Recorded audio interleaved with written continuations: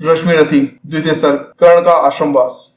राजपुत्रों के विरोध से दुखी होकर कर्ण ब्राह्मण रूप में परशुराम जी के पास धनुर्विद्या सीखने के लिए गया। परशुराम जी ने बड़े प्रेम के साथ कर्ण को धनुर्विद्या सिखाई। एक दिन परशुराम जी कर्ण की जांघ पर सर रखकर सो रहे थे, तभी एक कीड़ा कर्ण की जांघ पर चढ़कर खून चूसता चूसता उसकी जांघ में प्रविष्ट हो गया। पर कर्ण इस असहनीय पीड़ा को छुपाकर सहन करता रहा और शांत रहा, क्योंकि कहीं गुरुदेव की निंद्रा में विघ्न न पड़ जाए। जांघों से निकलते रक्त के स्पर्श से गुरुदेव की नींद भंग हो गई। अब परशुराम को कर्ण के ब्राह्मण होने पर संदेह हुआ, अतः कर्ण ने अपनी वास्तविकता बताई। इस पर परशुराम ने कर्ण से ब्रह्मास्त्र के प्रयोग का अधिकार छीन लिया और उसे श्राप दे दिया। कर्ण गुरु के चरणों का स्पर्श कर वहां से चला आया।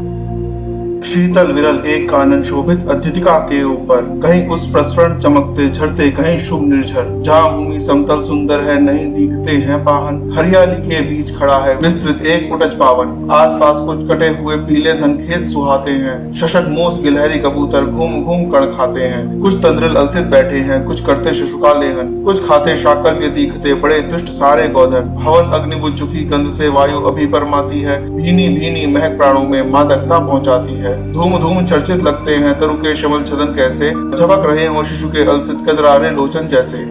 बैठे हुए सुखद आतप में मृग रोमांथन करते हैं। वन के जीव विवर से बाहर वो विशब्द विचरते हैं। सूख रहे चीवर रसायल की नन्ही झुकी टहनियों पर नीचे बिखरे हुए पड़े हैं इंगुत से चिकने पत्थर। अर्जुन धर पाशाल कमंडल, एक और तपके साधन, एक और है टंगे धनुष तूरीण तीर बरछे भीषण। चमक रहा तृणकुटी द्वार पर एक परशु आभाशाली, नौदंड पर जड़ित पड़ा हो मानो अर्ध अंशु माली। श्रद्धा बढ़ती अर्जुन दर्भ पर परशु देख मन डरता है। शुद्ध शिविर या तपोभूमि यह समझ नहीं कुछ पड़ता है। हवन कुंड जिसकी है उसके ही क्या है ये धनुष कुठार। जिस मुनि की है यह सुरा उसी की कैसे हो सकती तलवार। आई है वीरता तपोवन में क्या पुण्य कमाने को, या सन्यासी साधन में है दैहिक शक्ति जगाने को। मन ने तन का सिद्ध यंत्र अथवा शस्त्रों में पाया है, या कि वीर कोई योगी से युक्ति सीखने आया है। परशु और तप ये दोनों वीरों के ही होते श्रृंगार। क्लीव तो ना तप ही करता है, ना तो उठा सकता तलवार। तप से मनुष्य दिव्य बनता है, क्षण विकार से लड़ता है। तन की समर भूमि में लेकिन काम खड़क ही करता है। किंतु कौन नर तपोनिष्ठ है यहाँ धनुष धरने वाला,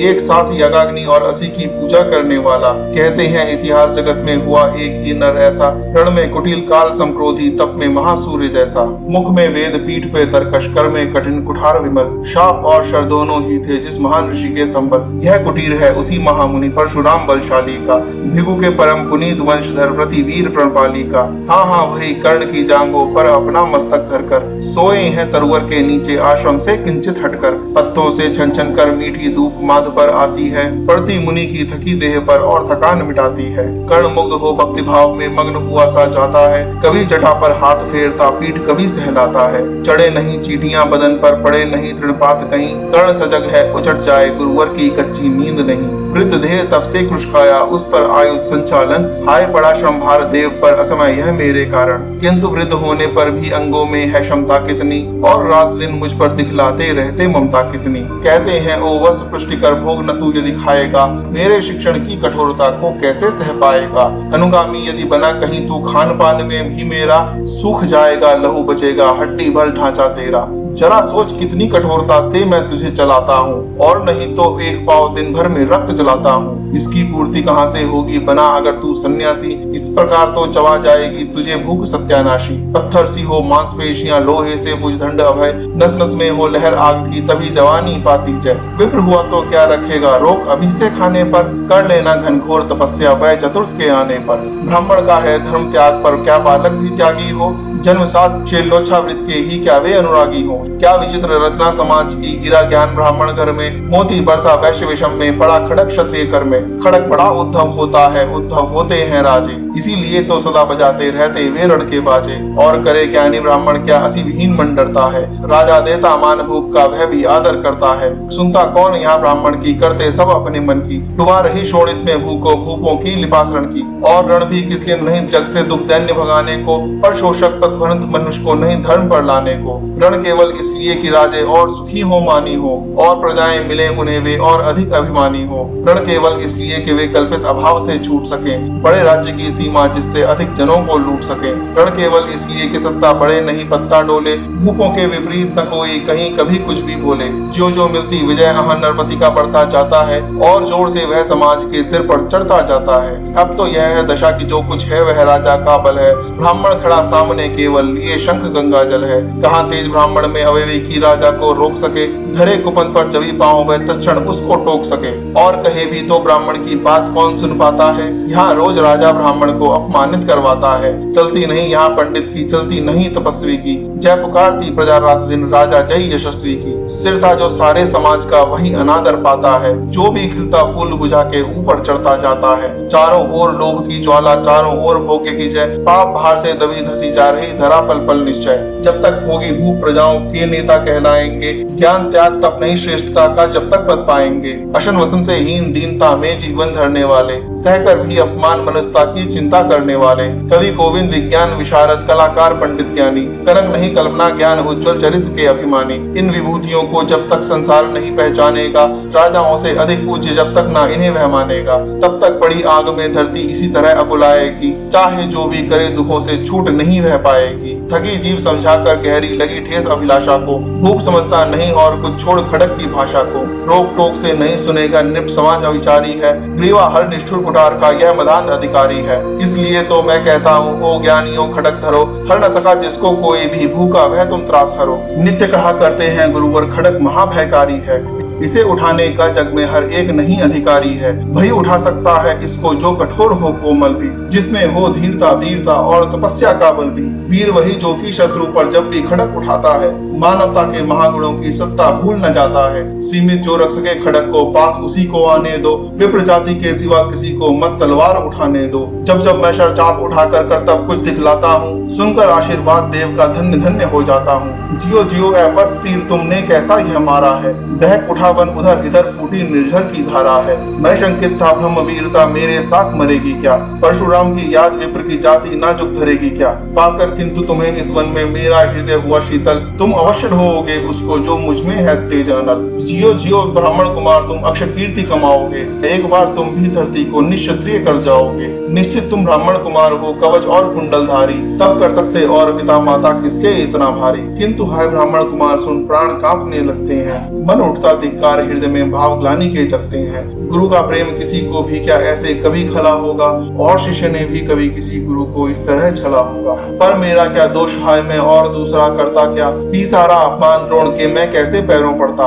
और पाँव पड़ने से भी क्या गुण ज्ञान सिखलाते वे, एक लव्य सा नहीं अंगूठा क्या मेरा कटवाते वे। हाय कर्ण तू क्यों जन्मा था, जन्मा तो क्यों वीर हुआ, कवच और कुंडल भूषित भी तेरा अधम शरीर हुआ। धस जाए वह देश अतल में गुण की जहाँ नहीं पहचान, धस जाए वह देश अतल में गुण की जहाँ नहीं पहचान। जाति गोत्र के बल से ही आदर पाते हैं जहाँ सुजान, नहीं पूछता है कोई तुम वीर सती या दानी हो, सभी पूछते मात्र यही तुम किस कुल के अभिमानी हो। मगर मनुष्य क्या करे जन्म लेना तो उसके हाथ नहीं, चुनना जाति और कुल अपने बस की तो बात नहीं। मैं कहता हूँ अगर विधाता नर को मुट्ठी में भरकर कहीं छींट दे ब्रह्मलोक से ही नीचे भूमंडल पर, तो भी विविध जातियों में ही मनुष्य यहाँ आ सकता है। नीचे है क्यारियां बनी तो बीज कहाँ जा सकता है, कौन जन्म लेता किस कुल में आकस्मिक ही है यह बात। छोटे कुल पर किंतु यहाँ होते रहते कितने आघात। हाय जाति छोटी है तो फिर सभी हमारे गुण छोटे, जाति बड़ी तो बड़े बने वे रहे लाख चाहे खोटे। गुरु को लिए कर्ण चिंतन में था जब मग्न अचल बैठा, तभी एक विषकीट कहीं से आसन के नीचे बैठा।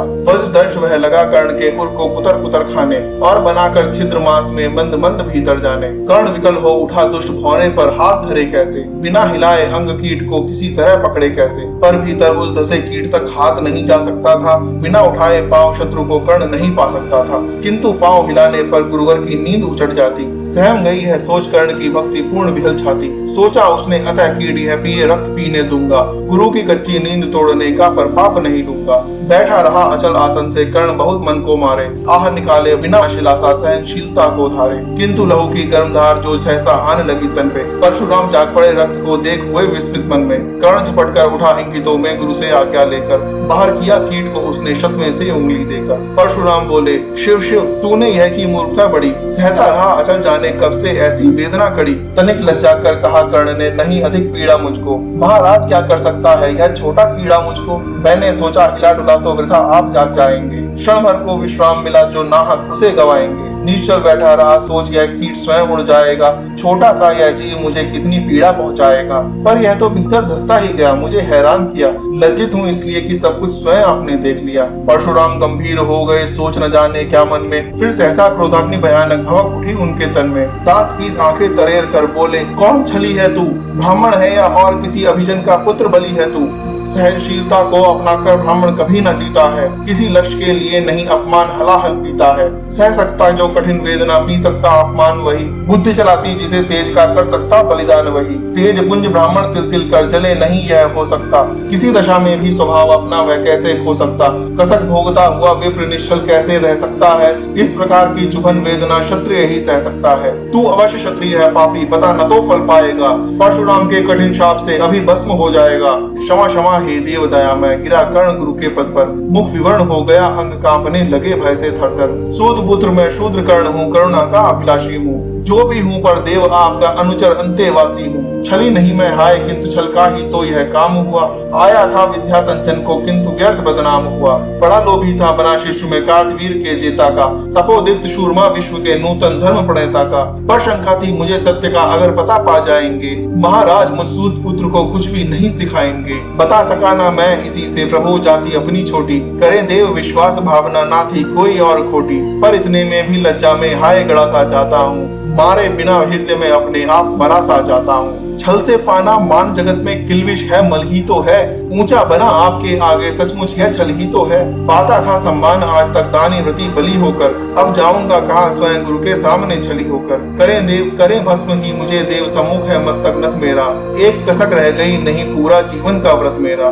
गुरु की कृपा शाप से जलकर अभी भस्म हो जाऊंगा। पर मदान अर्जुन का मस्तक देव कहाँ मैं पाऊंगा। यह तृष्णा यह विजय कामना मुझे छोड़ क्या पाएगी। प्रभु अतृप्त वासना मरे पर भी मुझको भरमाएगी। दुर्योधन की हार देवता कैसे सहन करूंगा मैं। अभय देख अर्जुन को मरकर भी तो रोज मरूंगा मैं। परशुराम का शिष्य कर्ण पर जीवन दान न मांगेगा। बड़ी शांति के साथ चरण को पकड़ प्राण निस्त्यागेगा। प्रस्तुत हूँ दे शाप किंतु अंतिम सुख तो यह पाने दे। इन पाद पद्मों के ऊपर मुझको प्राण गवाने दे। लिपट गया गुरु के चरणों से विकल कर्ण इतना कहकर। दो कणिकाएं गिरी अश्रु की गुरु की आंखों से बहकर। बोले हाय कर्ण तू ही प्रतिभट अर्जुन का नामी है। निश्चल सखा धृतराष्ट्रों का विश्व विजय का कामी है। अब समझा किस लिए रात दिन तू वैसा श्रम करता था। मेरे शब्द शब्द को मन में क्यों सीपी सा धरता था। देखे अनगिनत शिष्य द्रोण को भी कर्तव्य कुछ सिखलाया। पर तुझसा जिज्ञासु आज तक कभी नहीं मैंने पाया। तूने जीत लिया था मुझको निज पवित्रता के बल से। क्या था पता लूटने आया है कोई मुझको छल से। किसी और पर नहीं किया वैसा स्नेह मैं करता था। सोने पर भी धनुर्वेद का ज्ञान कान में भरता था। नहीं किया कापर्ण दिया जो कुछ था मेरे पास रतन। तुझ में निज को सौंप शांत हो अभी अभी प्रबोधित था मन। पापी बोल अभी भी मुख से तू न सूत रथ चालक है। परशुराम का शिष्य विक्रमी विप्र वंश का बालक है। सूत वंश में मिला सूर्य सा कैसे तेज प्रबल तुझको। किसने लाकर दिए कहां से कवच और कुंडल तुझको। सुत सा रखा जिसे उसको कैसे कठोर हो मारूं मैं। जलते हुए क्रोध की ज्वाला लेकिन कहाँ उतारूं मैं। पद पर बोला कर्ण दिया था जिसको आंखों का पानी। करना होगा ग्रहण उसी को अनल आज हे गुरु ज्ञानी। बरसा ये अनल आंखों से सिर पर उसे संभालूंगा। दंड भोग जलकर मुनिसत छल का पाप छुड़ा लूंगा। परशुराम ने कहा कर्ण तू वेद नहीं मुझको ऐसे। तुझको पता क्या सता रहा है मुझको असमंजस कैसे। पर तूने छल किया दंड उसका अवश्य ही पाएगा। परशुराम का क्रोध भयानक निष्फल कभी न जाएगा। मान लिया था पुत्र इसी से प्राण दान तो देता हूँ। पर अपनी विद्या का अंतिम चरम तेज हर लेता हूँ। सिखलाया ब्रह्मास्त्र तुझे जो काम नहीं वह आएगा। यह है मेरा शाप समय पर तू यह है मेरा शाप समय पर उसे भूल तू जाएगा। कर्ण विकल हो खड़ा हुआ हाय किया यह क्या गुरुवर। दिया शाप अत्यंत निदारुण लिया नहीं जीवन क्यों हर। वर्षों की साधना साधी प्राण नहीं क्यों लेते हैं। अब किस सुख के लिए मुझे धरती पर जीने देते हैं। परशुराम ने कहा कर्ण यह शाप अटल है सहन करो। जो कुछ मैंने कहा उसे सिर पर ले सादर वहन करो। इस महेंद्र गिरी पर तुमने कुछ थोड़ा नहीं कमाया है। मेरा संचित निखिल ज्ञान तूने मुझसे ही पाया है। रहा नहीं ब्रह्मास्त्र एक इससे क्या आता जाता है। एक शस्त्र बल से नवीर कोई सब दिन कहलाता है। नई कला नूतन रचनाएं नई सूझ नूतन साधन। नए भाव नूतन उमंग से वीर बने रहते नूतन। तुम तो स्वयं दीप्त पौरुष हो कवच और कुंडलधारी। इनके रहते तुम्हें जीत पाएगा कौन सुबह भारी। अच्छा लोबर भी विश्व में तुम महान कहलाओगे, भारत का इतिहास कीर्ति से और धवल कर जाओगे। अब जाओ लो विदा, बस कुछ कड़ा करो अपने मन को, रहने देते नहीं यहाँ पर हम अभिशप्त किसी जन को।